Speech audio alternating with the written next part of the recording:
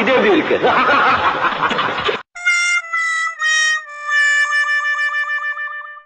நீ soft character, என்ன மாதிரி முரட்டு பையனா இருந்தா பரவாயில்ல. நீ அடிச்சா அடி விழும், நான் அடிச்சா இடி விழும்.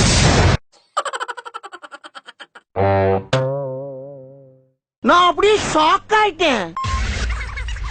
டேய் டேய் உன்னதான்டா என்ன பீலிங்கா இல்ல பீலிங்கான்னு கேக்குறேன். எனக்கு தான்டா பீலிங்கி. போடா போடா. எங்க அம்மா எவ்வளவு சொல்லிச்சு, அவங்க எல்லாம் சேராத சேராதன்னு. எல்லாம் என்ன சொல்லணும். வாவ். I am saying